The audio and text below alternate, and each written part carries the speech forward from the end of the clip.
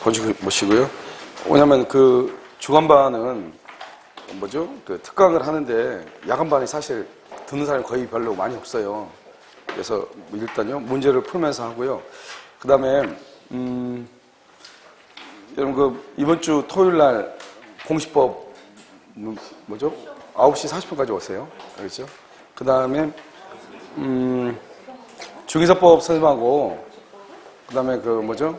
공법 선생님하고 어제 통화를 했어요. 그래서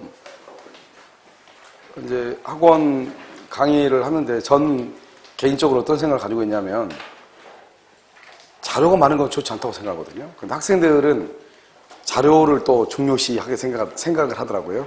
그 왜, 뭐, 저도 수험생이 있었으니까 충분히 이해되는데 사실 뭐 자료 갖다 놓고 본 적은 한 번도 없죠. 그래서 학원에서 주는 자료도 어마무시하게 많은 것인데요.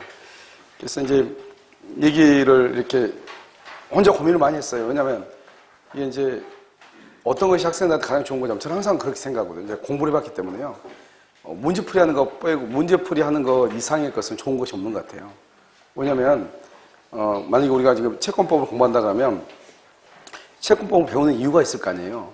그럼 이 부분 만약에 계약처에서 가르치겠다 그러면 그 부분이 왜 이 부분을 배우고 이 부분이 어떻게 시험에 나오는가 이게 중요한 것이지 사실 강의를 아무리 잘하고 해도 아무 의미가 없는 것이거든요. 왜냐하면 강의를 들었던 것을 이론에 접목시키는 능력이라고 하는 것이 중요하거든요. 그 이론에 접목시키는 능력이라는 것은 하루아침에 이루어지는 것이 아니고 약간의 시간이라고 하는 것이 필요한 거죠. 그러니까 뭐냐면 내가 알고 있는 이론을 문제에 접목시키는 건 테크닉이라는 게 약간 필요하거든요. 그래서 얘기를 하다가 뭐라고 했냐면 그 문제를 좀 풀어달라고 했거든요. 문제. 왜냐하면 제가 봤을 때는 문제를 풀이하는 거 강의를 뭐 잘하고 못하고 떠나가지고 그다음에 그 뭐죠? 자료가 좋고 나쁘고 떠나가지고 그것을 이론하고 문제하고 접목시키지 않으면 의미가 없기 때문에 그래서 일단 이번 주 공법부터는 문제를 풀어야 할 거예요. 중간에요. 그래서 공법선생님한테 물어봤더니 그 전에 이제 그 전날 전번 주에 했었던 지문 문제만 이렇게 내주면 여러분들이 풀었다고 그러더라고요. 그래서 사실 그것은 학생들한테 뭐 이렇게 제가 유학 자료라든가 무슨 뭐 자료 같은 게 좋으면 사실 그걸 해주지 않으면 또 그걸 다시 본다는 게 힘들거든요. 그래서 일단 중의사법하고 그 다음에 공법은 한 20문제 정도씩 이렇게 나올 거예요. 그래서 학교 선생님한테는 학교 선생님은 5월 달에 그분이 그 문제를 만들어서 따로 문제를 풀면서 강의를 진행한다고 이미 얘기를 했기 때문에요. 굳이 얘기를 안 했어요. 그렇죠? 그 다음에 세법은 지금 풀어요? 그래? 세법은 얘기 안 했어요. 왜냐면 세법까지는 글쎄요. 그래서 얘기 안 했어요. 세법도 문제 풀어요? 그래? 그러니까 세법은 얘기를 안 했어요. 왜냐면 세법까지 그러면 이건 아닌 것 같아서. 그 다음에 여러분 그 토요일 날 있죠? 토요일 날 보통 1차고 2차가 이렇게 다 나오시잖아요. 그래서 이번 주 토요일 날은 여러분 고시법을 시험을 보시고 그래서 원래는 월요일 정도 보면은 좋은데 월요일이 무슨 겁니까? 중의사인가요? 그래서 월요일 정도 보면 좋은데요. 제가 봤을 때 토요일이 낫는지 월요일이 낫는지 모르겠는데요. 일단 일주일간 여러분 시험을 다 보죠. 시험을 보면 여기서 그 전체 범위를 항상 모의고사 한번 보도록 그렇게 하겠습니다. 알겠죠? 그래서 보통 이제 학원에서 보면 자료가 아무리 나와도 이런 보면 뭐 좀 이따 공부하다 보면 여기저기 학원 뭐 자기 동영상 듣고 있는데 뭐 별의별 자료 갖다가 복사하고 별짓 다 할 거예요. 하지만 그것을 보는 사람들이 많지 않거든요. 알겠죠? 그런데 저는 항상 뭐냐. 내가 맨 처음에도 항상 이렇게 11월 달에 얘기했지만 만약에 누가 자료를 가지고 있다. 근데 그것이 보든 안 보든 나도 저기에 있었으면 좋겠어. 그러면 여러분 복사하세요. 알겠죠? 복사하시고 집에다 갖다 놔두면 돼요. 왜냐면 불안한 것보다는 차라리 복사해놓고 마음이라도 편한 게 나으니까. 왜냐면 저도 이제 수험생활을 할 때 똑같은 민법책인데 다른 사람이 뭐냐면 이번에 누가 선생님이 새로 책 냈는데 내용이 너무 깔끔하다는 거예요. 이걸 깔끔하다고 얘기를 했는데 분명히 신경 쓰이잖아요. 안 쓸 수가 없죠. 그럼 책을 사죠. 책을 사면 몇만 원인데. 근데 가서 보면 내용이 하나도 없는 거예요. 그 사람 수준을 봤을 때 그 내용이 깔끔하게 보는 거지. 어느 정도 단계를 딱 넘어선 상태에서 보면 모든 게 똑같거든요. 근데 자꾸 얘기하니까 신경 쓰이는 거예요. 그러면 사고 그냥 한번 딱 보고 이게 다시 밖으로 갈까 말까 고민이 갈등이 돼. 저는 은혜 할까 말까. 근데 가끔 보면 또 특이한 내용이 한두 개 있긴 있어요. 그러니까 어떡하냐. 그냥 갈등을 그냥 잠재우기 위해서 매직으로 그냥 낙서하고 말아버리죠. 그리고 안 보죠. 그냥 왜냐면 그러면 그냥 포기하잖아요. 밖으로 간다는 것을 포기하고 있으니까 가끔 한 번씩 잠언을 한 번씩 본단 말이죠. 그래서 이런 수험생 여러분들 다 아니까 여러분들 편하게 했으면 좋겠어요. 그 다음에 여러분들 시험 보는데 스트레스를 쌓일 수도 있는데요. 학원 측에서 사실 되게 스트레스 쌓이는 일이에요. 시험 보고 이렇게 하는 것이요. 그래서 재정적인 것을 얘기하는 게 아니에요. 그래서 이렇게 하려면 또 선생님들한테 부탁을 어떻게 해야 될까? 이게 보통 사건이 아니거든요, 이게. 그래서 선생님들도 다 하나하나가 다 자기 나름대로의 어떤 다 재산이고 그러기 때문에요. 뭘 부탁하기가 사실 쉬운 문제가 아니에요. 또 선생님 나름대로 또 자기 또 철학이 있잖아요. 그렇기 때문에 이게 잘못하면 이렇게 자존심을 건드릴 수 있는 문제이기 때문에요. 그런데 가르칠 때는 몰랐는데 이거 맞고 오니까 해야 될 일은 말을 해야 될 때는 해야 될 때가 있는 것 같더라고요. 그래서 일단 시험을 토요일 날이 좋은지 월요일에 좋은지 둘 중 하나를 골라가지고 일단 일주일간 시험 보잖아요. 문제 다 보죠. 그러면 이런 것들을 일주일간 모아가지고 한 20문제 정도 전과목을요. 20에서 한 30문제 정도 해가지고 문제를 한번 보도록 그렇게 시험을 보도록 그래서 매번 여러분들이 공부하고 이렇게 하는 것이 중요하지 않을까 이런 생각이 들어요. 그래서 선생님들한테 물론 여기 문제 나오는 것 중에서 할 수도 있고요. 그렇지 않고 선생님들이 개인적으로 문제 주면 그 문제를 가지고 하든지 그래서 9시 한 40분 정도 오셔가지고 한 20분에서 25분 정도 이렇게 그래서 가장 좋은 것은 월요일이 좋은 건지 토요일이 좋지 않을까 이런 생각도 들기도 하고요. 그래서 토요일 날 오전에 한 9시 한 40분 정도 이 정도 와가지고요. 시험을 보고 시험을 하도록 그래서 결과지를 제출해가지고요. 한번 보도록 그렇게 하겠습니다. 무슨 말인지 아시겠죠? 자요, 어디를 보시냐면요. 332페이지 잠깐 한번 보셔요. 여러분 그것이 이제 약관이라고 하는 것인데요. 약관이요. 약관이라고 하는 것은 뭐냐면 내용만 잠깐 읽어요. 기본서를 혹시 안 가지고 오신 분들 계세요? 그냥 보세요, 그냥요. 332페이지 약관이라고 되어 있죠? 약관이라는 것은 제2조 1호로 보면요. 약관이라는 것은 명칭이나 형태 또는 범위에 관계없이 계약의 한쪽 당사자가 여러 명의 상대방과 계약을 체결하기 위하여 일정한 형식으로 그 다음에 줄 그어졌죠? 미리 마련한 계약, 미리 마련되어 있어야 돼요. 332페이지요. 그런데 미리 마련되어 있지 않고요. 만약에 나중에 개별적으로 하는 거잖아요. 개별적으로. 그것을 개별 약정이라고 하는 것인데요. 이 개별 약정이 약관에 우선하는 거예요. 왜냐하면 약관이라는 것은 미리 마련되어 있어야 되거든요. 그런데 나중에 개별적으로 두 사람이 약속한 거 있죠. 그 개별적으로 약정한 것이 뭐냐면 약관에 우선한다 이런 말이에요. 그 다음에요. 약관의 구속력의 근거라고 되어 있죠. 그것은 봐봐요. 약관이라는 것은 첫 번째 알아야 될 거예요. 약관이라는 것은 뭐냐면 법규범이 아니에요. 법규범이 아니고요. 이것은 뭐냐면 우리가 먼저 지금 사업자가 미리 마련하죠. 미리 마련하죠. 그래서 미리 이렇게 마련하면 여기에 대해서 뭐라냐면 나중에 우리 고객이 여기에 대해서 동의를 하죠. 승낙을 하기 때문에 미리 마련한 건 이것을 청약이라고 볼 수 있죠. 무슨 말인지 알겠죠? 이 미리 마련한 약관이 청약이잖아요. 여기에 대해서 고객이 거기에 대해서 승낙을 하죠. 그래가지고 여기서 합의가 있어가지고 체결되는 거 이것을 약관이거든요.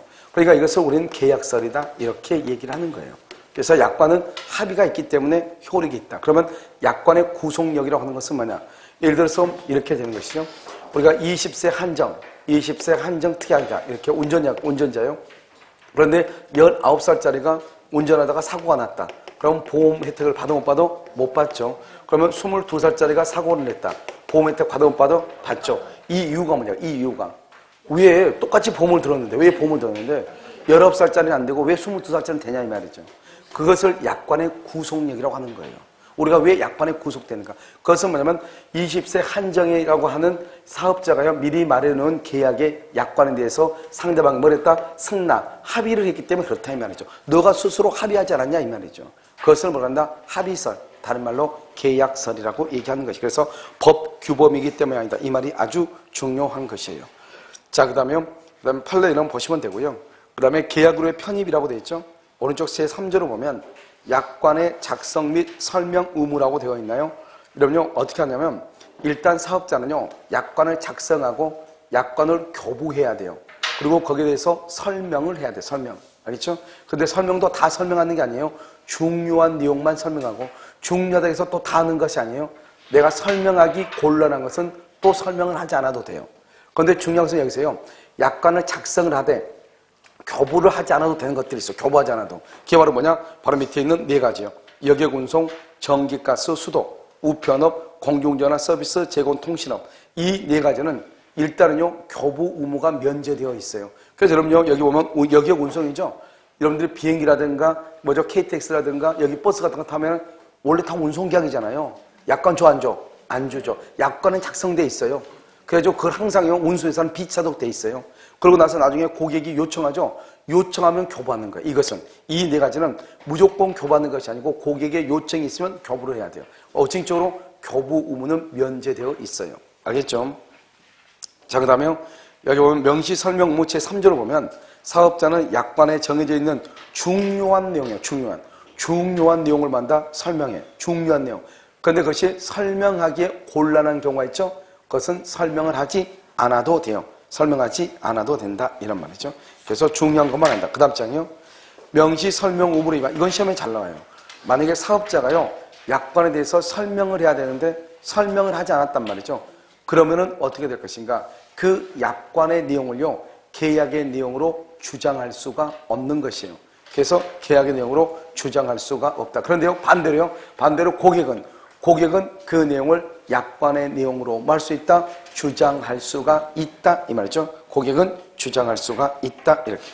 그 중에서 중요한 것은 여러분요, 2번이요. 밑에 3번에 2번이요. 판례 이렇게 되어 있죠.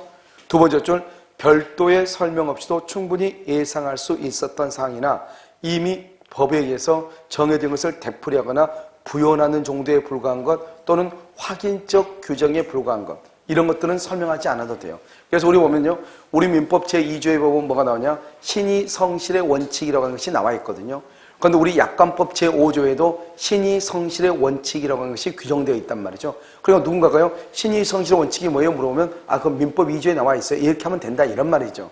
그 다음에 누구나가 다 알고 있는 것, 우리가 가장 쉬운 게 뭐냐면 운전자 보험이죠. 운전자 보험에서 여러분요, 음주운전으로 사고 나면 보험 혜택 못 받습니다. 이런 말 해야 안 해요? 하죠. 그런데 실제로 우리가 보험 계약을 할 때 그런 것 얘기한 사람 거의 없거든요. 왜요?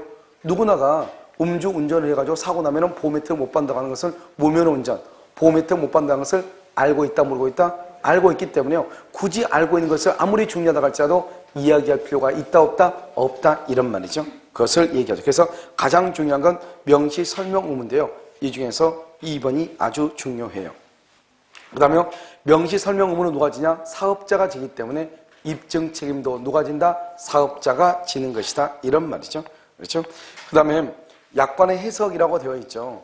그 약관의 해석을 보면 해석의 원칙 보면 1번에 신의 성실의 원칙이라고 되어 있죠. 신의 성실의 원칙. 그래서 약관은 신의 성실의 원칙에 따라서 공정하게 해석을 한다. 공정. 그래서 이것을 우리는 뭐라고 하냐? 그건 신의 성실의 원칙, 공정 해석의 원칙이다 이렇게. 그래서 이제 예전에는 국가고시에 뭐가 한번 나왔냐면 이런 게 나왔어요. 우리가 약관법에 있어서 가장 기본이 되는 해석 원칙이 뭐냐? 약관 해석. 그것을 신의 성실의 원칙이다 이렇게. 알겠죠? 신의 성실의 원칙. 여러분 신의 성실의 원칙이라는 게 뭐예요? 신의 성실의 원칙이라고 하는 말의 뜻은 뭐냐면 상대방의 이익을 고려해야 된다. 그러니까 내가 보통 우리가 다 법적으로 뭐죠? 권리를 행사하고 의무를 이행하는 거잖아요. 그래서 내가 어떤 권리를 행사하고 의무를 이행하려면 상대방의 이익을 고려하면서 하라 이 말이죠.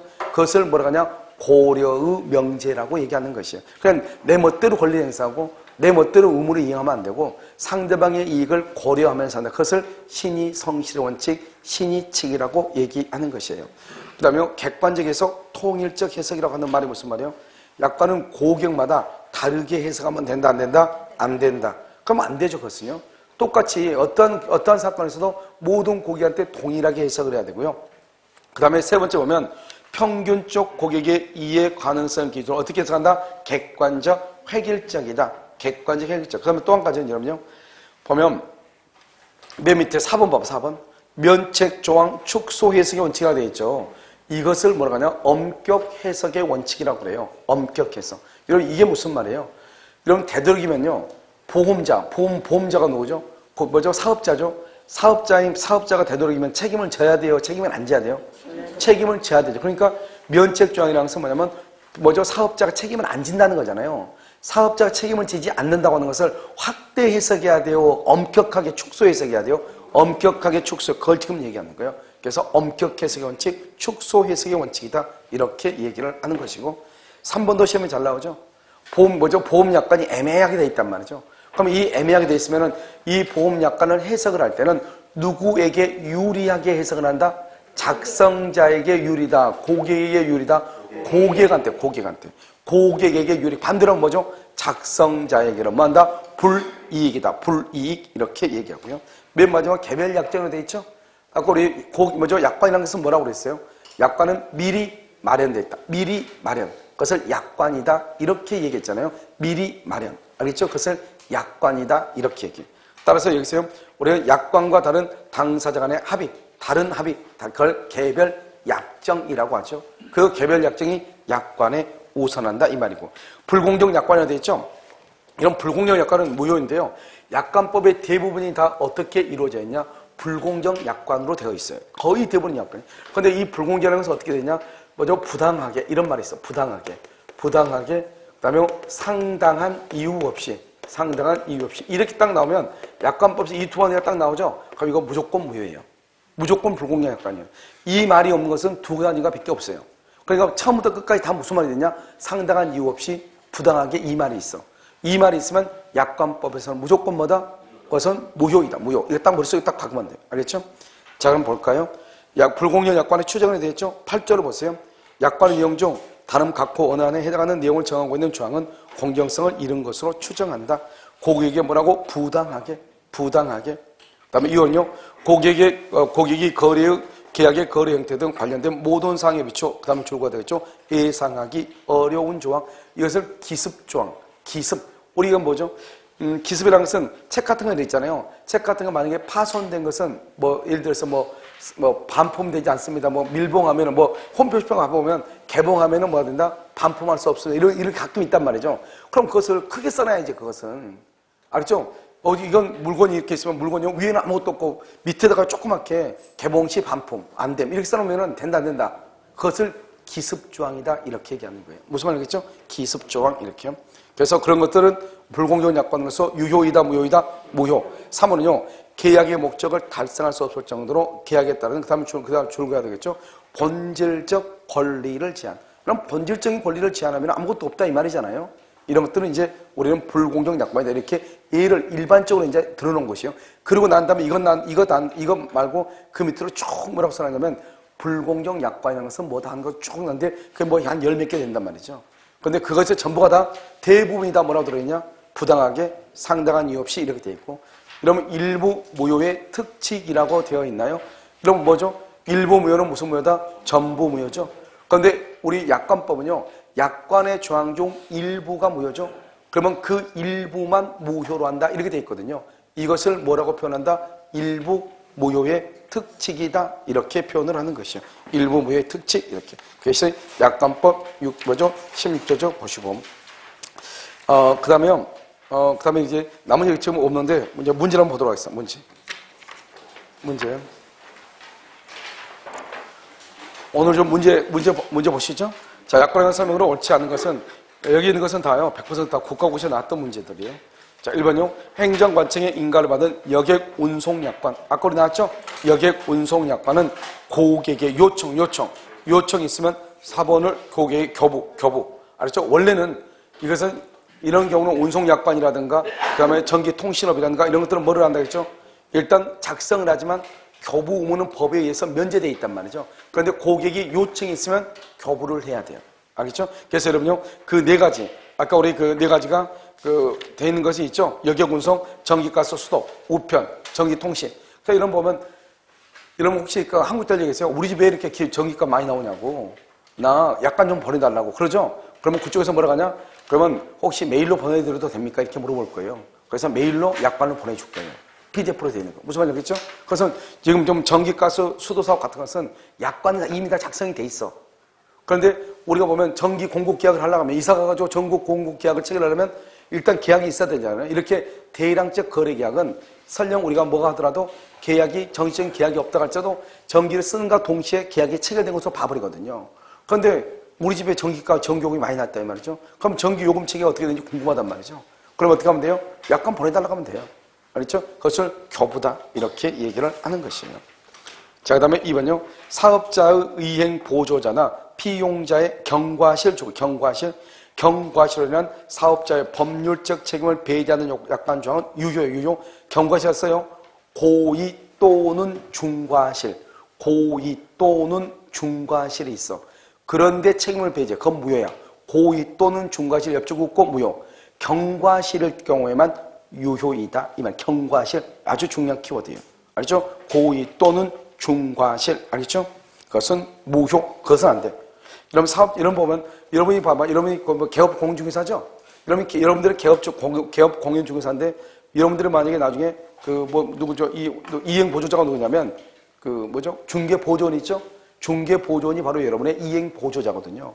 그 이행 보조자가 고의적인 잘못이 있어 가더라도 나는 책임이 없다. 그럼 돼, 안 돼? 안 되죠. 왜냐하면 우리 법에 뭐라고 되어 있냐? 이행 보조자의 고의나 과실은 사업자의 고의나 과실을 본다고 법에 딱 나와 있거든요. 그러니까 이행 보조자, 즉 중개 보조원의 고의나 과실은 누구의 고의나 과실이다? 그건 개업 공인 중개사의 고의나 과실로 봐버리는 거예요. 그런데 잘못 조그만 실수 있잖아요. 실수까지 그런 것은 우리가 용서할 수 있는 거잖아요. 그런데 고의나 중대한 과실이 있는 경우에도 책임을 지지 않는다. 그러면 된다, 안 된다? 안 된다.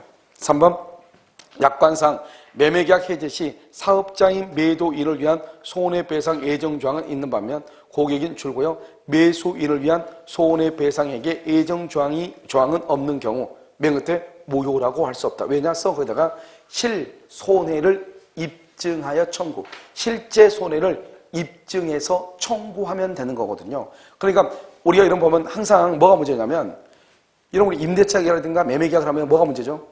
보면은 뭐라고 되냐면 매수인이 중도금이나 잔금을 언제까지 안 주면 뭐 어떡한다 이런 말은 있어. 그 다음에 임차인이 보증금을 언제까지 안 주면 어쩐다 이런 말은 있어. 그런데 임대인이 언제까지 문을 안 열어주면 안 된다 이런 말이 있어 없어? 없단 말이죠. 그럼 어떡하냐? 그러면 임차인은 내가 만약에 2월 1일 날 이사를 가기로 했는데 이삿짐을 쓰고 올고 왔더니 아직요 이 집에 살고 있는 사람이 방을 빼지 않아가지고 이사를 못 들어줘. 그럼 누구의 잘못이죠? 임대인의 잘못이죠. 그럼 어떻게 돼? 이삿짐을 갖다가 또 다른 데다 보관해야 되죠? 내가 또 호텔에서 또 잠을 자야 되죠? 그렇잖아요? 그럼 그런 비용들을 어떻게 한다? 실질적으로 그런 비용들을 임대인한테 뭐 할 수 있다? 청구할 수 있다 이 말이죠. 왜냐하면 보통 계약서에 임차인이 잘못했을 때, 매수인이 잘못했을 때 이런 것만 있지 임대인이 잘못했을 때, 매도인이 잘못했을 때 이런 규정은 계약서에 거의 없거든요.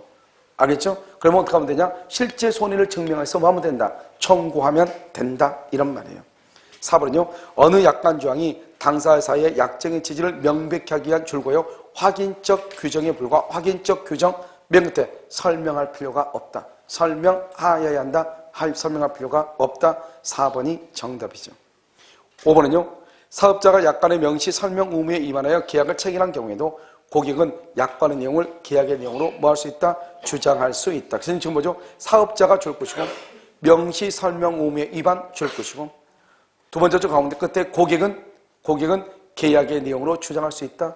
따라서 사업자는 주장 X, 사업자는 주장을 못해. 누구만 주장한다? 고객만 주장할 수 있다. 사업자는 주장을 못한다. 정답은 4번이고 2번은요. 1번 약관에 의한 계약 체결에 있어서 약관의 일부가 무효다. 일부가 무효. 약관의 일부가 무효. 그럼 뭐다? 일부 무효의 특칙 줄 것이고 일부만 무효 이 말이죠. 원래 일부 무효의 원칙은 뭐죠? 원칙. 전부가 무효죠. 전부가 무효. 그런데 일부가 무효면 일부만 무효로 한다. 이것을 일부 무효의 특칙이다. 이렇게. 2번 약관에 의한 거래에 있어서도 당사자가 약관 조항과 다른 내용의 합의 줄 것이고 개별 약정이라고 얘기하죠. 개별 약정. 다른 내용의 합의는 개별 약정. 다른 내용의 합의를 할 수 있고 합의 내용은 약관 조항에 우선하여 적용된다. 우선하여 적용, 개별 약정 우선의 원칙이다. 이렇게 얘기하고. 3번 약관의 용이 법령에 의하여 정해진 것과 동일하더라도 법령에 의하여 정해진 것과 동일, 거기에 줄거야 되겠죠? 알았죠? 법에 의해서 정해진 것과 동일하거나 이미 고객이 약관의 내용을 알고 있다. 그럼 맨 끝에 설명 의무가 있다 없다? 설명 의무가 있다 줄 것이고 X.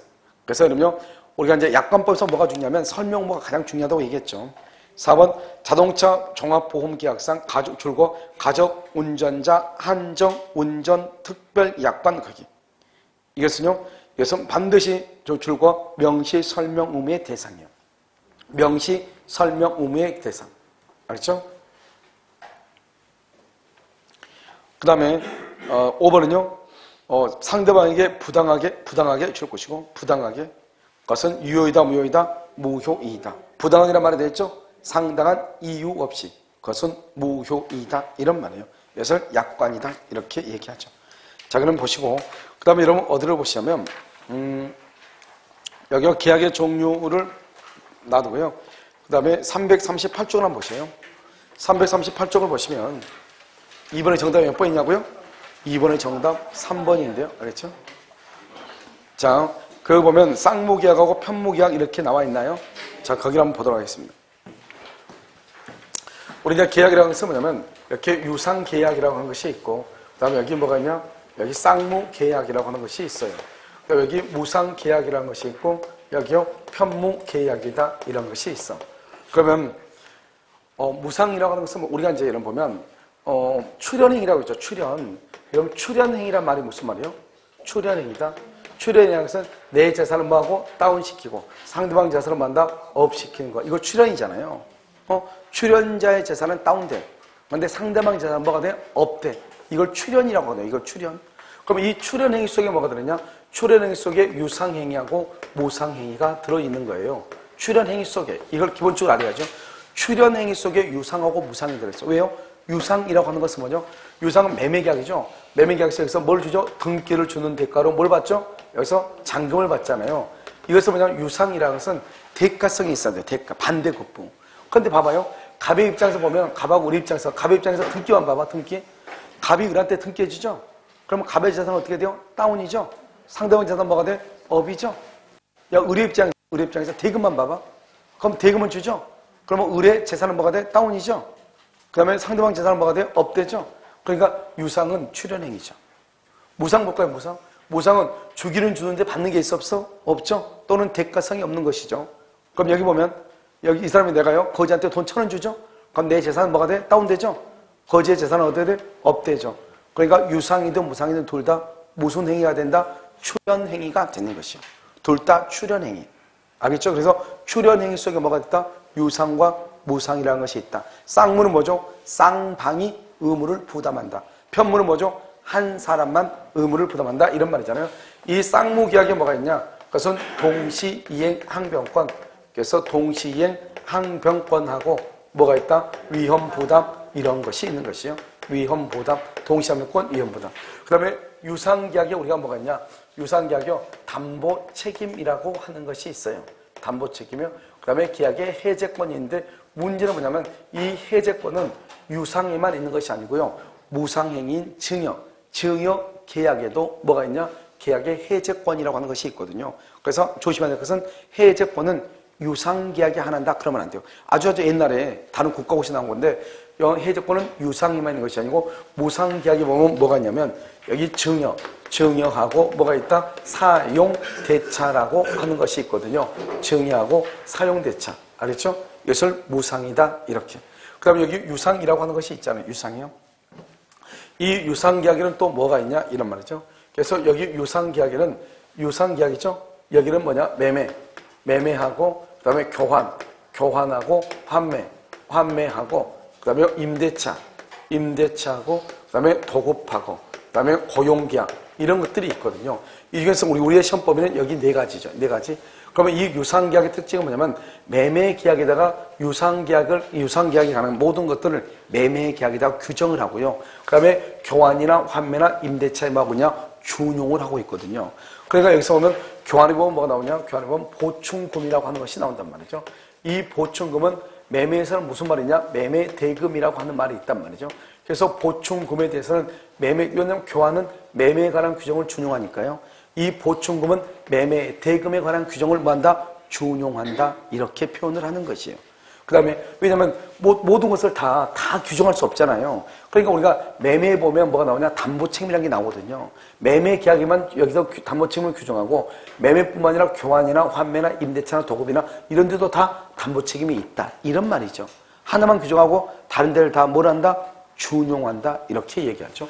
그럼 여기 이제 원칙은 무상인데 예외적으로 유사인 게 있다고 그랬죠. 그게 뭐다? 소비대차. 소비대차가 있고 위임이 있고 그 다음에 임치가 있고 그 다음에 여기 종신정기금이라고 하는 것이 있잖아요. 그래서 이런 것들은 이제 우리는 원칙은 무상인데 외적으로 유상이다 이렇게 얘기하고요. 그 다음에 무상이죠. 이 편무계약이라는 거 하는 것은 뭐냐? 편무는 무상이고 무상은 편무고 유상은 쌍무고 쌍무는 유상인데 뭐 하나만 빼고 여기서 현상광고 하나만 빼고 그렇죠. 그러니까 현상광고 때문에 유상계약이 언제나 쌍무계약인 것은 아니고 여기 편무계약이 언제나 무상계약인 것은 아니다. 누구 때문에? 현상광고 때문에요. 그런데 무상계약은 언제나 무슨 계약이다? 편무계약이고 쌍무계약은 언제나 무슨 계약이다? 유상계약이다. 이런 말이죠. 그래서 쌍무는 언제나 유상이고 무상은 언제나 편무이다. 이렇게 읽는 거죠. 그런데 편무가 언제나 무상인 것이 아니고 유상이 언제나 쌍무인 것은 아니다. 그런데 현상광고 때문에 그런데 현상광고를 제외하죠. 현상광고 빼면 무상은 편무고 편무는 무상이고 유상은 쌍무고 쌍무는 유상이에요.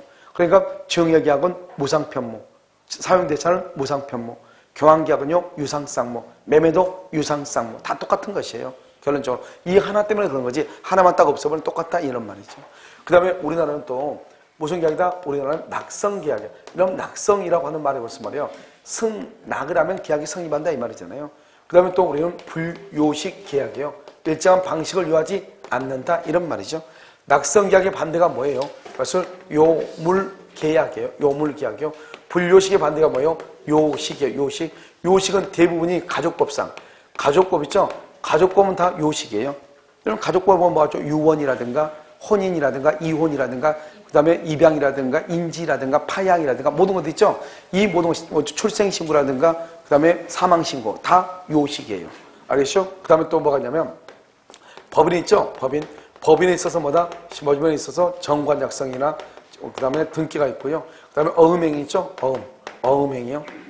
그 다음에 또 여기 보면 질권 같은 것도 있죠? 질권 같은 경우 요물성이란 말이에요. 요물성. 질권은 반드시 물건을 뭐 해야 돼? 점유해야 되잖아요. 이런 것들은 요식이고요. 우리 채권법에 나와 있는 계약 있죠? 이 계약 중에서 요식행위인 것은 하나도 없어요. 그래서 우리는 무조건 뭐다? 채권법에 나와 있는 것은 다 뭐다? 불요식이다 이 말이고 여기는 요물이라고 돼 있죠? 요물 계약은 뭐냐? 요물요 현대계보다 현대계보 이렇게 하잖아요. 여러분 현상광고 대물변제 그 다음에 계약금 계약 보증금 계약 이렇게 현대계보 이렇게 그래서 현상광고 대물변제 계약금 계약 보증금 계약 이것을 현대계보 이렇게 얘기하죠. 그래서 여기 보면 우리가 요물계약인 것은요 우리가 채권법에서 요물계약은 뭐밖에 없냐 가장 대표적인 것은 현상광고. 그러니까 우리가 원칙적으로 이제 14개의 계약에다가 이번에 또 하나 생겼죠. 여행계약이라는 게 생겼거든요. 여행계약. 알죠? 우리가 하도 이번에 작년에 법이 새롭게 들어왔단 말이죠. 우리가 이제 해외여행 같은 거 많이 가잖아요. 그런데 여행에 관한 것이 법이 없는 거예요. 그래서 채권법에 여행계약이라고 하는 법이 새롭게 들어왔어요. 그러니까 이제는 15개의 계약이 되는 거죠. 그 15개 중에서 요물계약인 것은 사실 뭐밖에 없다? 현상광고 하나밖에 없는 거예요. 이것은 이제 법에 그대로 남아있는 것은 아니거든요. 알겠죠? 그래서 현대계보. 그러니까 여기서 현상광고 딱 빼면요. 어떻게 되냐? 현상광고 빼면 모든 계약보다 유상, 쌍무, 낙성, 불요식, 무상, 편무, 낙성, 불요식이에요. 알겠죠? 현상광고 빼면은. 그러니까 현상광고 빼면은 유상은 쌍무, 쌍무는 유상이고 무상은 편무, 편무는 무상이고 그 다음에 낙성, 불요식이고. 알겠죠? 그래서 이렇게 이해하시면 되는데 우리 시험에는 이게 딱 한 번 나왔죠. 한 번 딱 나왔다. 그 다음에 여기 이제 요식이라는 것은 요식이라고 나오지 않고요. 주택관리사 시험에 다른 국가고시에서는 민법 총칙에서 뭐라고 하면 민법 총칙에서요. 이걸 이렇게 딱 해놓고 어음행, 즉 질권에서 요물성의 경우 이것은 뭐 특별 효능 요건이다 이런 식으로 나온단 말이죠. 이건 무슨 요건이다? 요식행위는 뭐죠? 요식행위는 특별 뭐다? 특별 성립 요건이죠. 성립 요건. 알겠죠? 성립 요건이다. 이렇게 민법 총칙에서 한꺼번에 같이 이해를 해야 되죠. 그 다음에 쌍무계약이 안에서 뭐가 있다? 동시행 항변권하고 뭐가 있어? 위험 부담이 있다. 이거 정확하게. 그래서 편무계약은 없다. 그래서 시험에 뭐라고 나오냐? 이렇게 나와. 유상계약과 무상계약을 구별하는 실이 그것은 동시행 항변권과 위험 부담을 인정하느냐 여부에 있다. OX, X죠. 그것은 유상과 무상이 아니고 뭐다? 쌍무계약이냐 편무계약이냐, 쌍무냐 편무냐, 이것을 결정을 할 때 동시행 항변권이냐 위험 부담이냐 이렇게 보는 것이에요. 이것은 이제 이런 보시면 되고, 그 다음에 이제 됐죠? 자, 그 다음에 어디를 보시냐면 이런 보면 예약이니 뭐 이런 거 나와 있는데 이것은 뭐 그닥 그렇게 중요한 것이 아니고, 시험에 보면요 340 이미 문제 한번 풀었었죠. 341페이지 보면 맨 밑에 확인학습 계약의 유형 한번 풀었는데 이런 식으로 문제가 나온다 이런 말이죠. 그러니까 이렇게 나올 수 있고, 그 중에서 다른 게 다 나오는 게 아니야. 이 중에서 여러분 가장 알아야 될 게 뭐냐면 그것은 교환계약. 교환계약은 유상, 쌍무, 낙성, 분료시. 다시 말하고 유상, 쌍무, 낙성, 분료시. 그 다음에 또 뭐를 알아야 되냐면 유상계약이 언제나 쌍무는 아니다. 편무계약이 언제나 무상은 아니다. 무상계약은 언제나 편무계약이고 쌍무계약은 언제나 유상계약이다. 이거는 꼭 알아야 돼요. 알죠? 그림. 그러니까 이런 먹고 살만하면 이 그림을 완전히 알고 있는 것이 나아요. 왜냐하면 앞으로 채권법을 공부할 때 여기 나와 있는 것들이 계속해서 나오거든요. 계속해서 나오는데 그냥 그때그때마다 헷갈리지 말고 먹고 살만하면 그냥 암기하는 게 제일 낫죠. 무슨 말인지 알겠죠? 왜냐하면 전체적인 구조니까, 구조. 알겠죠? 이걸 알아야지 강의를 되는데 이해할 수 있는 거잖아요. 그 다음에 계약의 성립이라고 되어 있죠? 자, 계약의 성립을 보면 첫 번째 우리가요, 격지자라고 하는 것이 있고요. 격지자, 그 다음에 뭐가 있냐? 대화자라고 하는 것이 있거든요. 그럼 격지자는 뭐냐? 격지자는 청약이라고 하는 것은 뭐다? 청약은 무슨 주의다? 도달주의고, 승낙은 무슨 주의다? 발신주의고요. 대화자는요, 청약은 무슨 주의다? 청약은 도달주의고, 승낙은 무슨 주의다? 발신주의인데요. 우리 민법 111조에 보면 우리나라는 원칙적으로 도달주의가 원칙이거든요. 그럼 뭐냐? 발신주의가 예외란 말이에요. 발신주의. 그래서 발신주의를 암기를 첫 번째 하는 게 중요하다. 그래서 첫 번째 뭐냐면 격지자 간에 있어서, 격지자 이게 중요해요. 청약에 대한 승낙은 발신이고, 대화자에 대해서 청약에 대한 승낙은 여기 이것은 도달주의예요. 여기서 도달주의. 그래서 둘 다 도달이에요. 그래, 여러분 정확하게 알아야 될 게 뭐냐면 격지자 간의 청약에 있어서 승낙이 발신이다. 알겠죠? 대화자 간의 청약에 있어서 승낙은 무슨 주의다? 도달주의다. 그냥 말이 완전히 달라진단 말이죠. 그럼 우리가 원칙적으로 우리가 어떻게 하죠? 일단 편지를 쓰죠. 편지를 쓰고, 편지를 붙이고, 편지를 받고, 그다음 편지를 만다 읽고, 이렇게 하잖아요. 읽고. 쓰는 것을 무슨 주의라고 한다? 쓰는 것을 무슨 주의? 표백주의다. 붙이는 것을 무슨 주의다? 발신주의다. 받는 것을 뭐라고 한다? 그것을 도달주의다. 읽는 것을 요지주의다. 요지. 내용을 알았다. 이 말이잖아요. 그런데 표백주의는 상대방이 없는 경우 표백이고, 여기 발신하고 도달 이렇게 있죠. 이 도달을 원칙이라고 얘기하고 발신을 뭐란다? 예외라고 얘기하죠. 그래서 이것은 상대방이 있는 경우, 상대방이 있으면 무조건 그것은 도달주의예요. 아무 말이 없으면. 예외적으로 발신주의. 근데 발신주의는 몇 개 안 되거든요. 알겠죠? 그래서 나중에 암기하면 되는데 일단 첫 번째 하나 암기해야 되겠죠? 격지자 간의 승낙에 있어. 격지자 간 승낙, 청약에 대한 승낙, 발신주의다. 우리가 또 한 가지는 굳이 안 나간다면 우리가 이제 뭐가 발신주의가 되면 무건대리에서 상대방의 최고에 대한 본인의 승추인이죠. 추인 여부 확답을 뭐 하지 않으면 발하지 아니하면 추인을 뭐한 걸 본다? 거절한 것을 본다. 그 두 가지가 가장 대표적인 발신주의예요. 우리 시험범위에서. 알겠죠? 두 가지가. 그래서 이걸 이제 일단 보는데 여기서 중요한 것은 도달이란 말이죠. 도달. 도대체 도달이라고 하는 말이 무슨 말이냐? 이 말이죠. 도달. 이 도달하는 것은 상대방이요 지배권의 범위 내에 들어가. 지배권의 범위 내. 그 다음에 뭐 할 수 있어야 돼요? 요지할 수 있는 상태요. 봐봐. 요지가 아니에요. 할 수 있는요. 그러니까 요지할 수 있으니까 내용을 알 필요가 있어 없어? 내용을 알 필요는 없죠. 그래서 도달하는 것은 내용을 알 필요가 없어요. 알아버리면 도달위예요. 요지예요. 요지. 그 다음에 지배권의 범위 안에 들어가면 돼요. 그러니까 현실적으로 수령할 필요가 있어요? 없어요? 현실적으로 수령할 필요가 없어요. 그러면 범위라고 하는 것은 뭐냐? 이것은 가족이라든가 그냥 가사 도움이라든가 도우미 또는요 우편함이라든가 우편함 그다음에 팩스 같은 것은 팩스의 수신이 되거나 이런 것을 도달이라고 얘기하는 거예요. 만약에 팩스 같은 것도요. 만약에 영업시간이 지나고 난 다음에 팩스가 수신되죠? 그건 도달로 보지 않아요. 그 다음날 영업시간에 도달한 것으로 봐요. 알겠죠? 이메일 같은 것은요. 이메일도 수신되죠? 수신되면 일단 수신이지만 그걸 내가 알 수가 있어 없어? 없잖아요. 그럼 내가 알 때부터 도달한 것으로 보는 것이에요. 응? 그래서 이제 그것을 얘기하고 여기서 다른 거 중요한 것은 우리가 통상의 우편 있죠? 통상 우편의 경우는 일단 도달로 본다 안 본다? 안 보죠. 여기서 중요한 것은 등기 우편하고요. 그 다음에 내용 증명 우편이죠. 등기 우편하고 내용 증명 우편은 일단 반송이 아니지만 뭐는 본다? 도달한 것으로 보지만 내용증이나 등기 우편을 보냈는데 거기에 전입신고. 전입신고는 되어 있는데 실제 거주하지 않아. 실제 거주. 그러면 우리는 이때는 도달로 본다 안 본다? 도달로 보지 않는다. 아무리 내용 증명 등기 우편이라고 할지라도. 왜냐? 우리 민법에 있어서 주소라고 하는 것은 전입신고를 주소라고 하는 것이 아니고 민법에 있어의 주소라고 하는 것은 뭐를 주소라고 하는 것이냐?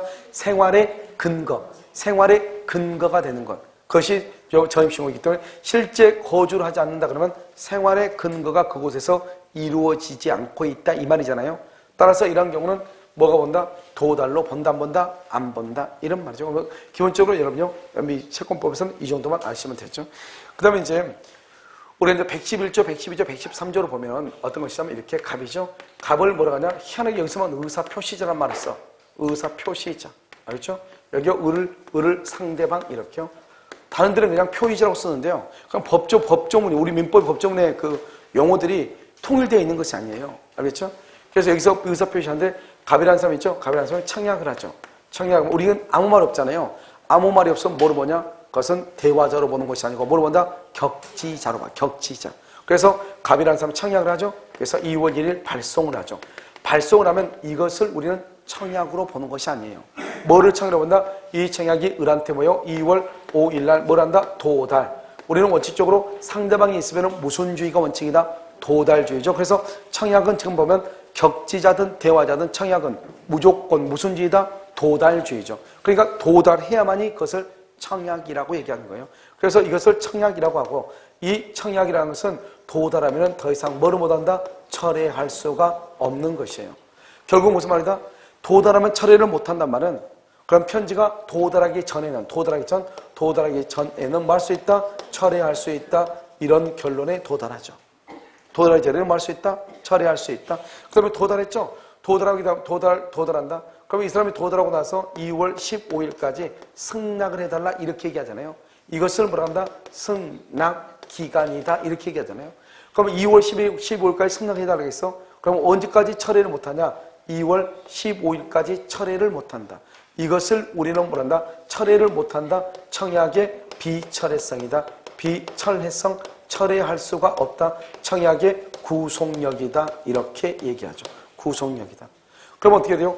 우리가 청약이라는 것은 정해진 기간 안에만 청약의 효력이 있고 정의 기간이 흐르죠? 지나죠? 지나면 어떤다? 청약은 자동으로 소멸을 해. 청약은 자동 소멸하는 거예요. 자동 소멸. 그러니까 청약은 자동적으로 없어져. 그러니까요. 여기서 이제 갑이라는 사람이 편지를 을한테 보냈는데 편지가 2월 5일 날 도달하면 그때부터 청약이란 말이죠. 그런데 문제는 뭐냐면 이 사람이요. 2월 1일 편지를 보내고 나서 2월 5일 편지가 도달하기 전에 2월 3일 날 이 사람이 사망했거나 또는요 제한 능력자가 됐다. 사망이나 제한 능력자. 그럼 어떻게 될 것인가? 우리는 청약이라는 것은 도달할 때 효력이 있고 도달을 하지 않으면 청약이 아니란 말이죠. 그러니까 편지를 보내고 사망하든 말든 아직 청약이 도달하지 않았으니까 청약이라고 볼 수가 있다 없다? 없죠. 그러니까 아무런 문제가 없는 거예요. 그런데 만약에 사망하고 난 다음에 청약이 도달했다? 그럼 도달하면 그것이 청약이 상속이 가능한 것이면 상속인이 책임을 지면 되고 만약에 여기 제한 능력자죠? 그러면 법정 대리인이 책임을 지면 되는 것이에요. 무슨 말인지 알겠죠? 그렇기 때문에 의사표시를 발송하고 난 다음에 도달하기 전에 사망하거나 행위 능력을 상실했다 할지라도 의사표시의 효력에는 아무런 영향이 없다. 아무런 영향이 없다는 말이 무슨 말이에요? 그 의사표시가 뭐라면 도달하면 효력이 있다 없다? 있다. 이걸 얘기하죠. 도달하면. 알겠죠?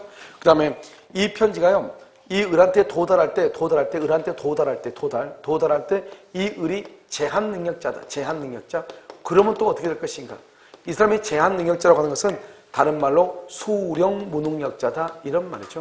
수령 무능력자. 편지를 받을 수 없다.